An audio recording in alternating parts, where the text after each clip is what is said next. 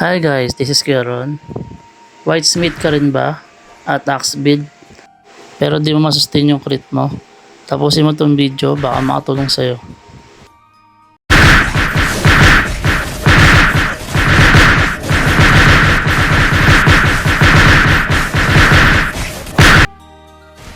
So nung pinost ko yung video na yan sa social media, may mga nag-comment sa atin, mga katulad din natin mga whites build na naghanap ng build at gusto rin ma-sustain yung critical nila.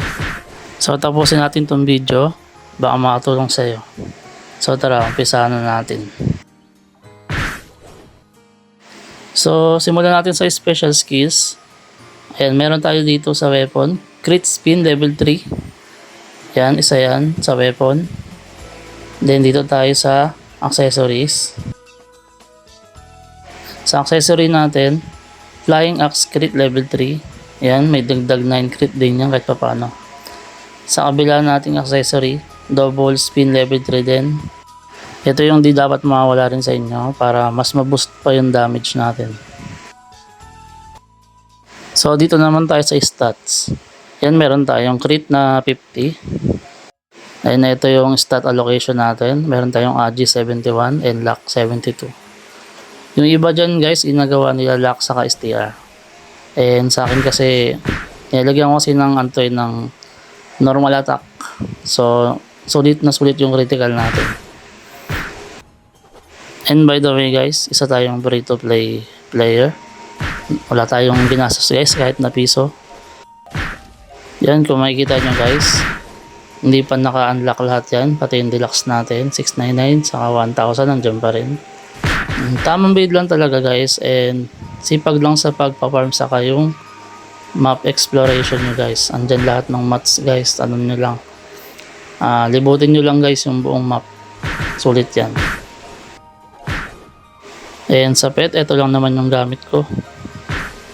Then next, dito tayo sa ating rune engine. Ito lang din rune engine ko. Pero ang suggest ko sa inyo guys, blue sa green ang pataasin nyo. And sa relic, ito lang din yung relic ko. Kung ano lang meron ako naka-equip sa akin. Hindi pa ako bumibili sa trade. So before natin tapusin yung video guys, gusto ko lang sabihin sa inyo na ang crit build axe is hindi siya ganun kalakas sa PvE. Pero sobrang ganda niya sa PvP. Ganda ng damage niya, pasok halos lahat ng crit. Pero sa PvE guys, kung gusto niyo ng mas magandang DPS, pwede kayong mag-cart build and FAO build. Yon, explore niyo yung tatlo guys para makita niyo yung pinagkaiba.